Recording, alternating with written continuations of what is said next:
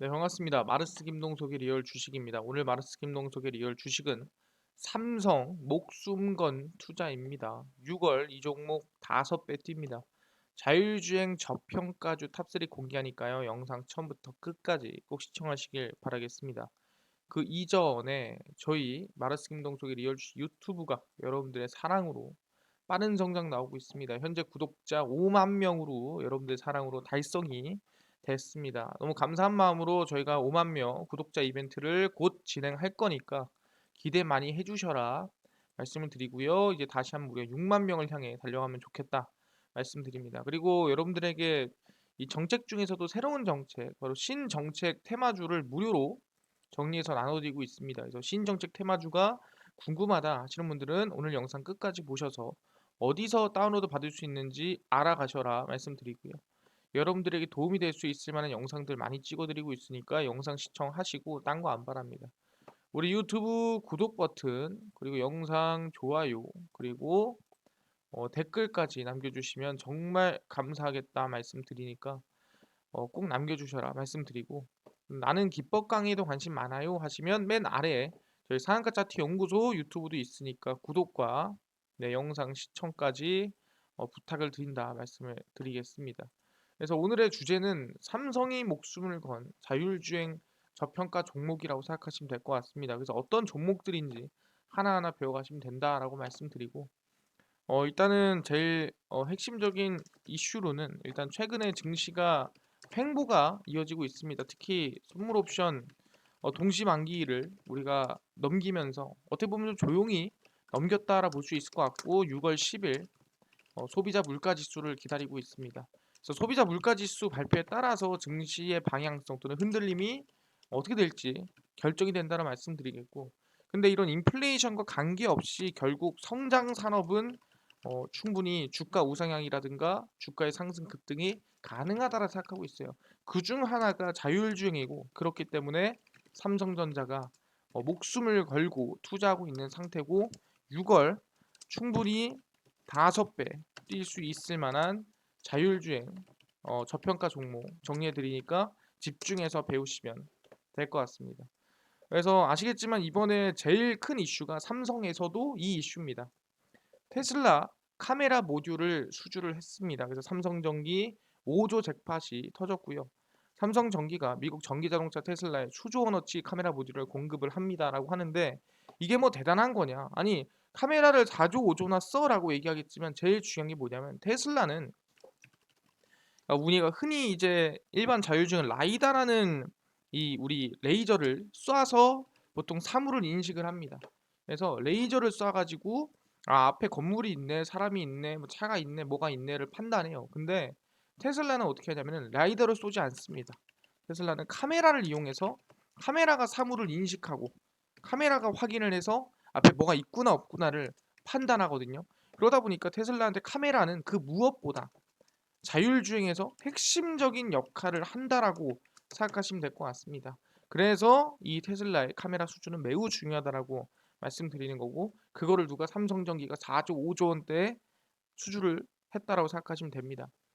최근 테슬라에 단용한 수조 원대 전기차용 카메라 모듈을 공급하는 계약을 맺었고요.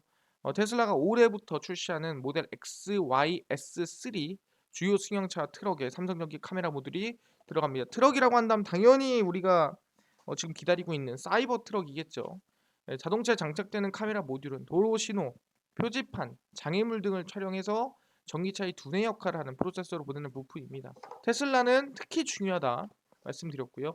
삼성전기가 공급하는 카메라 모듈은 기존 3.0보다 사양이 높은 4.0 버전인데 몇 배?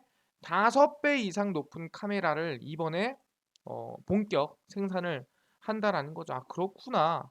5배 이상 기술력이 올라갔다. 5배 이상 성장이 나왔다라고 볼 수 있을 것 같고, 당연히 이 기술력에 따라서 수준은 2배, 3배, 4배 이상 더 나올 것으로 예상이 된다라는 거죠.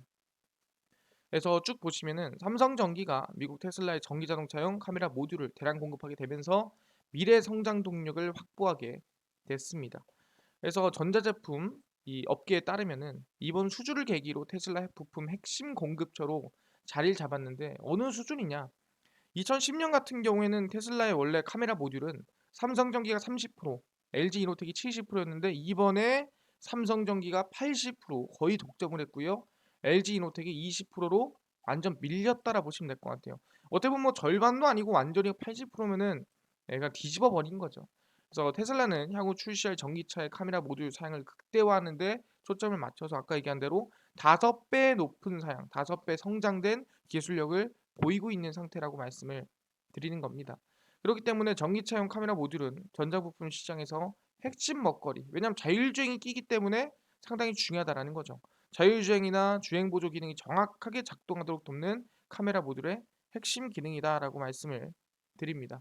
그래서 카메라 모듈 같은 경우에는 사실상 2개에서 한 7개, 8개, 그러니까 한 3배에서 4배 정도 성장을 했는데 앞으로는 12배, 그러니까 12개, 6배로 늘어났고요. 그 다음부터는 앞으로 또 뭐 10배, 20배 계속 성장이 나올 가능성이 크다라는 거죠. 그래서 그동안 카메라 모듈을 삼성전자 스마트폰 갤럭시 시리즈에 공급해 왔지만 이제는 자율주행 차량용 카메라 모듈에 들어갈 가능성이 크다라는 거고 그 차량용 카메라 모듈은 얼마? 약 2배, 3배 이상 가격이 비싸기 때문에 수익도 그 이상 훨씬 많이 날 가능성이 높다라는 거죠. 그래서 이 삼성 전장 군단 입지가 강해지고 있다라 보시면 될 것 같아요. 그래서 테슬라와 협력을 하면서 삼성전기도 올라갈 거고 삼성 SDI는 배터리, 삼성전자는 차량용 반도체 이렇게 차량에 들어가는 모든 것들을 삼성이 독점할 가능성이 크다라는 거죠. 아, 오케이 알겠습니다. 아니 근데요. 지금 나오는 거는 뭐 삼성전기가 수주를 했는데 뭐 삼성전자는 자율주행 관련해서 뭐 아무것도 안 합니까? 라고 물어볼 수 있어요. 삼성전기가 일단은 지금 스마트폰 대비해서 카메라 가격이 2배에서 3배 이상이다. 얘기를 했고요. 그뿐만 아니라 기술력 같은 경우에도 몇 배, 5배 이상 성장을 했다라는 거고 그 다음에 차량에 들어가는 카메라 모듈이 몇 배, 현재 6배 이상 성장했고요. 앞으로 10배 이상으로 가능성이 매우 높다라는 거예요. 이것만 봐도 누가 봐도 자율주행 관련된 기술력이 이렇게나 많이 들어가는구나 확인할 수가 있습니다. 근데 삼성전자는 아무것도 안 하냐? 또 그렇지가 않다라는 거예요. 보시면은 삼성전자도 뭐다? 최근 기사입니다. 자율주행 관련 SoC 공장 기술 다변화. 그래서 삼성전자도 자율주행 중에 이제 투자를 진행한다라고 얘기를 한 거죠. 보시면 이베스트 투자증권연구원은 삼성전자 전체 사업부에서 자율주행과 관련된 매출이 크지 않습니다. 하지만 이 비메모리 사업 부분에서 테슬라 중심의 SoC 제작 공부를 하고 있고 매출 비중은 파운드리 사업부에서 한 자릿수 초중반이라고 생각하시면 됩니다. 근데 이걸 좀 더 늘린다는 거죠. 그래서 테슬라의 하드웨어 2.5는 14나노미터 공정 기술을 사용하지만 3.0부터는 7나노미터 공정 기술을 사용하기 때문에 하반기에는 삼성전자의 자율주행 관련 SoC 공정 기술도 다변화될 것이다라고 보고 있고 유럽의 다른 고객들도 늘어날 것이다. 그래서 삼성전자의 자율주행 반도체 매출은 계속 늘어날 것으로 예상이 된다라고 보고 있는 거죠. 그래서 일단은 뭐 금리 인상에 따라 조금 이 부분에 리스크가 있을 수 있지만 삼성전자는 이 자율주행 관련된 매출이라든가 앞으로 신제품을 출시를 하면서 더욱더 성장을 만들어 나가겠다라고 얘기를 한 거죠. 삼성전자도 자율주행 쪽의 비중이라든가 매출이라든가 기술력에 대해서 더 키우겠다라고 얘기를 했구나. 이미 언급을 한 상태죠. 그렇구나. 삼성전자에서 이미 자율주행에 대한 성장 또는 자율주행에 대한 진출을 발표를 이미 한 상태라고 얘기를 하는 거죠. 이게 다 최근 발표입니다. 그렇구나. 자율주행의 진심이구나. 아니 근데요. 자율주행을 개발하면 뭐하고 자율주행 만들면 뭐합니까? 아니 어차피 다 미국 아니에요? 테슬라가 뭐 한국에서 자율주행 합니까? 못 하잖아요. 그 무슨 의미냐라고 물어볼 수 있어요. 그래서 보다 대한민국도 정부와 합작을 해서 빠르게 자율주행 상용화를 노리고 있다라는 거죠. 그래서 이번 8월입니다. 자율주행 택시를 8월부터 강남에서 운영합니다. 보시면은 지금 아이오닉 5죠. 로보라이드라고 하고요. 이 자율주행 택시가 이제 강남에서 누빌 것이다. 운전자가 없겠죠. 그냥 휴대폰, 스마트폰으로 불러가지고 얘만 오는 거예요. 차만 와서 타고 강남에 가고 싶은 대로 가는 겁니다. 이 자율주행 택시가 진짜 8월부터 서비스가 시작이 된다라는 거예요. 8월부터 서울 강남에서 자율주행 택시를 타고 이동할 수 있게 됩니다. 국토교통부 현대자동차와 함께 자율주행 택시 로보라이드 서비스를 강남 전역에서 시작한다고 9일에 발표를 했고요.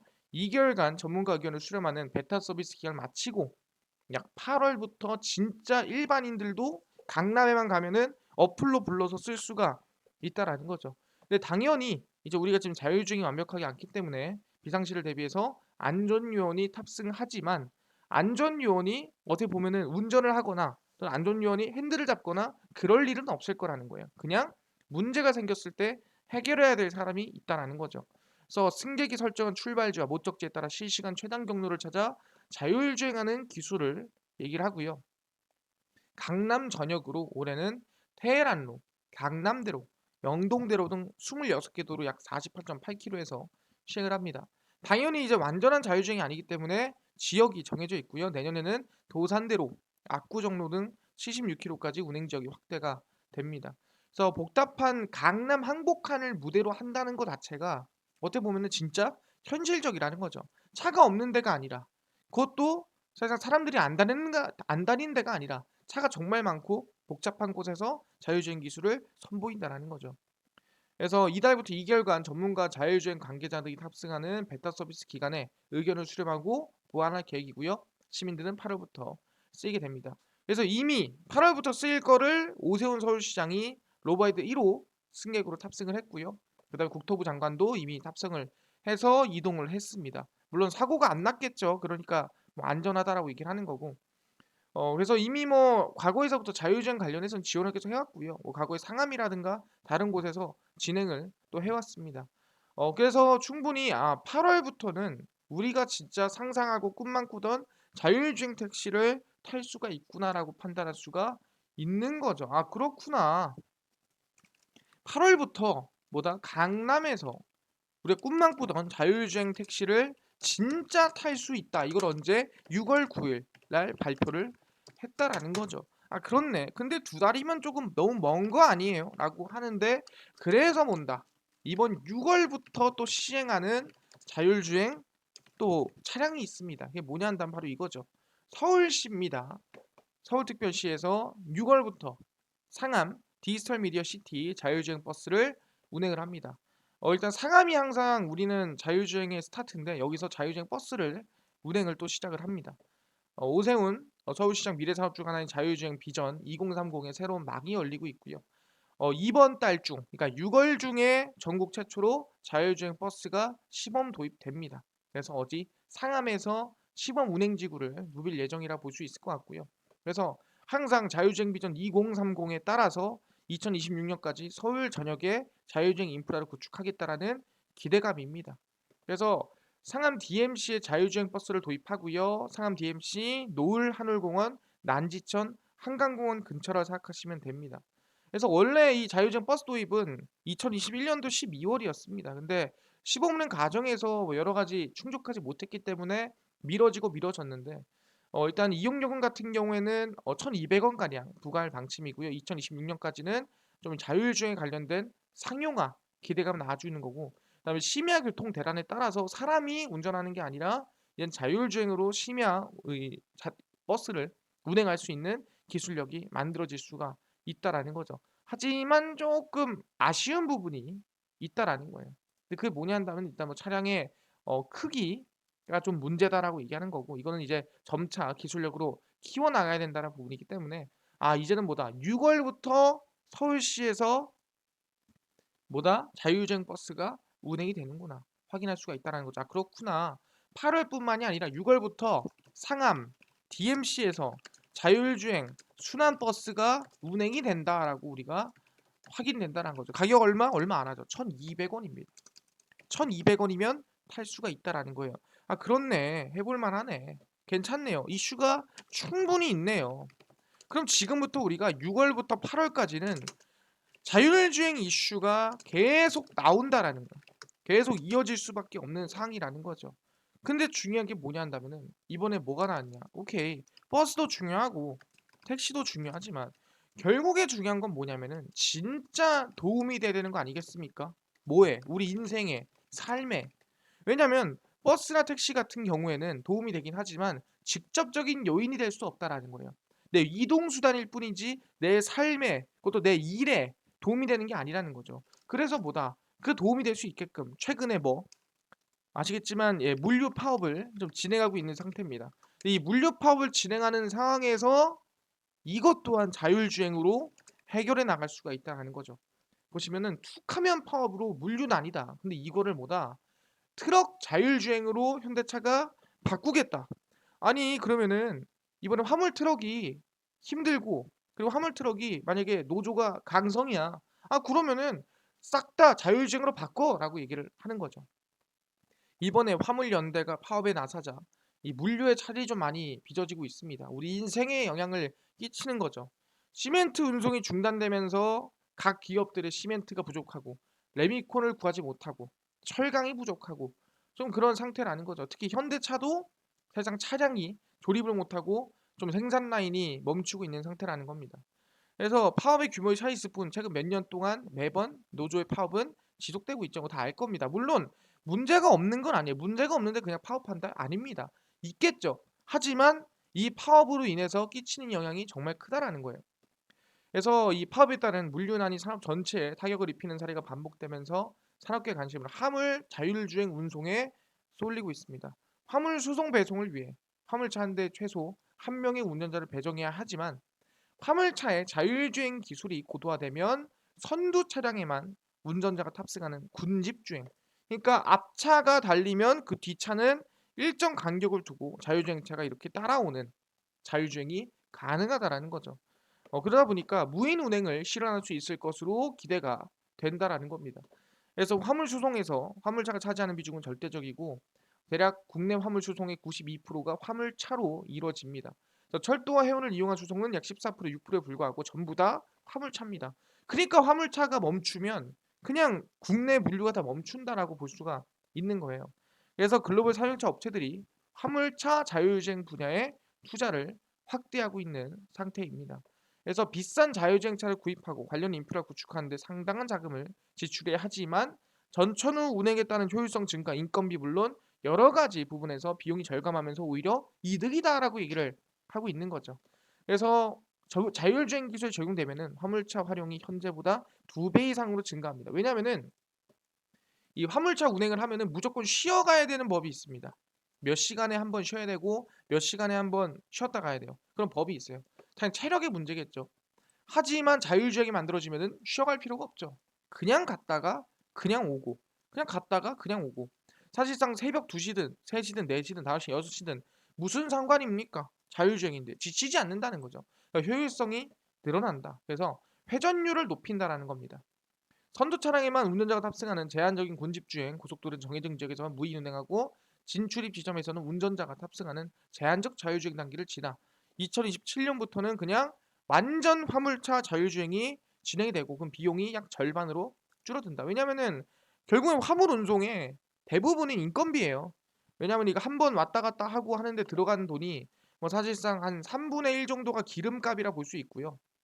그 다음에 3분의 2 정도가 이제 인건비 정도라고 생각하시면 될 것 같습니다. 그러다 보니까 좀 애매하고 군집주행 기술을 중심으로 화물차 자율주행 운행을 실현하기 위한 준비 사업을 추진하고 있고요. 그래서 국토교통부랑 같이 이제 군집주행 기술개발 성과와 발표회를 열고 있고 4대가 80km 구간을 군집주행을 또 하기도 한 상태입니다. 그래서 뭐 카카오라든가 국민대 뭐 아니면 현대차, 한국도로공사가 함께 진행하고 있다라고 얘기를 하고 있고 현대차가 군집주행 관련된 자율주행 트럭 개발을 박차를 가하고 있는 상태입니다. 그러다 보니까 이제는 이 노조 또는 이 파업가도 자율주행으로 이겨나갈 수 있고 자율주행으로 우리가 충분히 바꿔나갈 수 있는 미래구나라고 판단하는 거죠. 그렇네요. 우리가 이 파업까지도 자율주행으로 해결이 가능하다라고 보고 있는 겁니다. 근데 이게 뭐다? 자, 코앞으로 온 겁니다. 그러니까 오래 걸려야 4년 안쪽이라는 거예요. 오래 걸려야 4년 안쪽이면은 이제는 뭐다? 정말 이 물류를 하시는 분들한테는 안타까운 얘기지만 자율주행으로 모두 바뀌어서 체력이라든가 효율성, 회전율 모든 게 가능 45% 이상 어떻게 보면 늘어난다라고 볼 수가 있다라는 거죠. 근데 중요한 게 뭐냐 한다면은 아니 이런 자율주행을 투자하고 있는 거는 알겠는데 대한민국만 하고 있는 거 아닙니까? 라고 얘기할 수도 있어요. 또는 테슬라만 그렇지가 않죠. 우리가 흔히 알고 있는 이 빵에 들어가는 이 아마존 CEO가 스트리밍 미래 낙관, 자율주행차 위성에 지속 투자하겠다고 발표를 했습니다. 아 그렇구나. 아마존도 자율주행에 투자하는구나. 보시면 앤디 제시 아마존 CEO가 자율주행차와 비디오 스트리밍, 인터넷, 위성에 투자하겠다 발표를 했고요. 블룸버그 테크놀로지 서밋에서 이와 같이 인터뷰를 했습니다. 그래서 어디 인터넷 전송 위성 알렉사 소프트웨어 및 회사의 자율주행 택시 자회사인 죽스를 출시 포함해 새로운 사업에 베팅을 하겠다라고 얘기를 했죠. 그래서 비디오 스트리밍 같은 경우에는 당연히 우리가 흔히 알고 있는 넷플릭스 같은 거라고 생각하시면 될 것 같고요.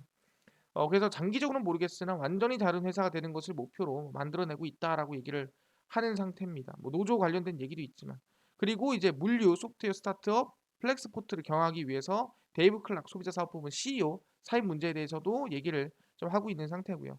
그래서 제일 중요한 건 뭐다? 자율주행 택시에도 자율주행 차에도 아마존에서 투자가 들어오는구나라고 우리가 판단할 수가 있다라는 거죠. 그렇네요. 미국의 아마존도 투자한다라는 거예요. 이게 언제입니까? 옛날이 아니에요. 2020년 6월 9일입니다. 가장 최근에 발표를 한 겁니다. 아, 그렇네. 아마존도 자율주행차에 투자가 들어간다. 아니 그러면은 뭐 미국도 투자하고 한국 투자하지만 다른 나라는 없나요? 라고 하는데 어떻게 보면은 전기차 이 수요 또는 이 판매량으로 따지면 중국이 또 빠질 수 없거든요. 그러다 보니까 중국도 바이두 자율주행 컨셉카 로보 01 메타버스에서 발표했습니다. 언제? 6월 9일. 가장 최근이죠. 중국 바이두가 첫 컨셉카를 메타버스에서 공개를 했고요. 메타버스 서비스 시랑에서 로보 01을 공개를 했습니다. 바이두가 지리차와 지난해 설립한 합작사 지두를 통해 선보이는 컨셉카로 자율주행 기능을 갖춘 일명 자동차 로봇의 컨셉입니다. 그래서 올해 가을 정식으로 발표될 양산 차량과 90% 유사한 이미지라고 얘기를 할 수 있을 것 같아요. 어떻게 보면은 뭐 이렇게만 보면은 약간 장난감처럼 생기기도 하죠. 그래서 차량용 로봇 신경망 Z 자율주행 솔루션 서비스 지향키텍처 차내 드라이브 융합, 밀리세컨드 등 여러 가지 자율주행 기술이 들어가 있고요. 이쁘게 생겼습니다. 그래서 메타버스에서 오픈했기 때문에 들어가 있는 사람도 당연히 가상 인간이다 생각하시면 됩니다. 그래서 3D 무한계 일체형 대형 스크린을 채용하고 도어 핸들, 레버 등 물리적 제어키를 없앴습니다. 보시면은 아예 그냥 여기서부터 여기까지 싹 다 일체형 디스플레이예요. 싹 다 일체형 디스플레이고 뭐 여기에 들어가는 대부분의 뭐 버튼이나 없애고 싹 다 터치로 바꿔버렸다라는 거죠. 보시면은 뭐 레버도 없죠. 정말 깔끔합니다. 싹 다 터치로 이루어지고 핸들도 올라갔다 내려갔다 하고 뭐 그런 깔끔한 자율주행차 디자인이라고 생각하시면 됩니다. 그래서 이 차량의 자율주행 시스템에는 엔비디아의 듀얼 올인 X 칩이 장착이 됐고 차량 전체에 라이다 2개, 어, 밀리미터파 라이다 5개, 초음파 라이다 12개, 카메라 12개, 총 31개 외부 센서가 장착되어 있습니다. 그러니까 테슬라랑 다른 거는 라이다가 들어갔다는 거죠. 테슬라는 라이다가 없습니다.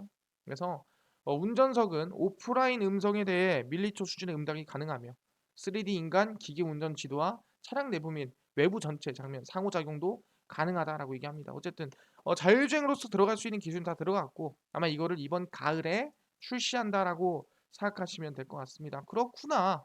바이두도 로보를 이번 자율주행 컨셉카를 발표를 했구나. 근데 이게 그냥 뭐 상상의 차가 아니라 이번 가을에 출시할 차입니다.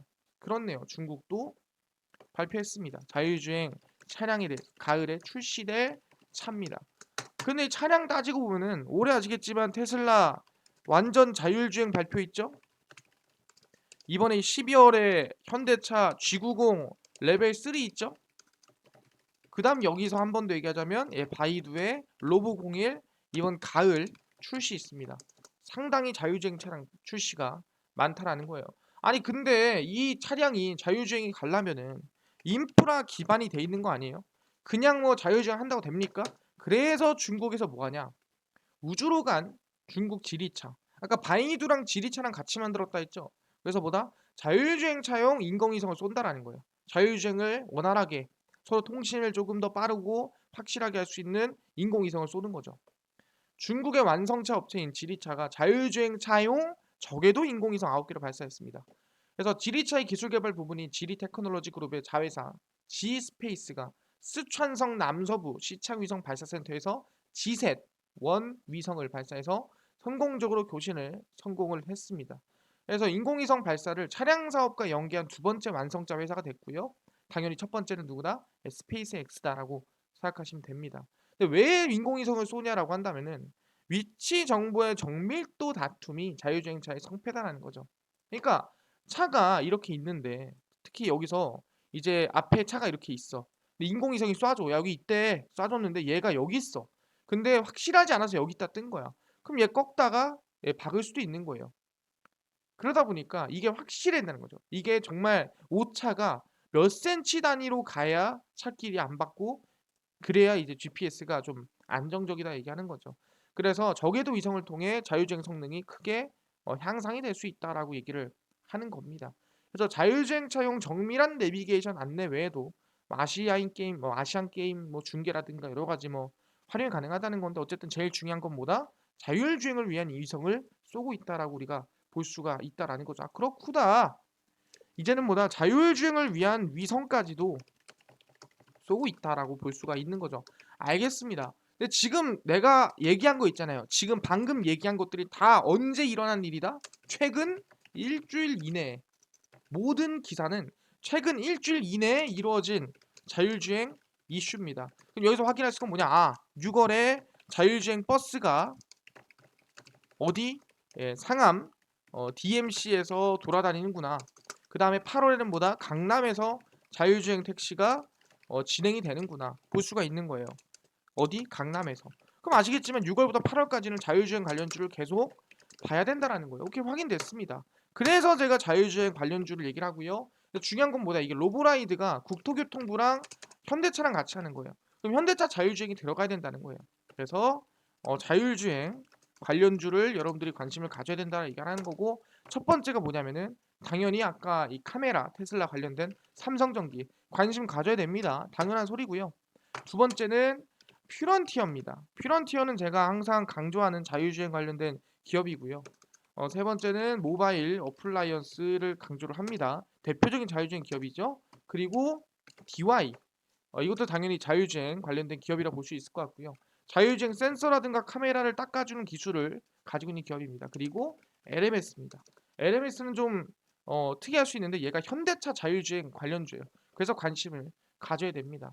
그래서 삼성전기를 보시면 상당히 좀 많이 눌려 있는 부분이기 때문에 지금부터라도 관심을 가지셔야 된다라고 생각을 하고요. 그 다음에 퓨런티어입니다.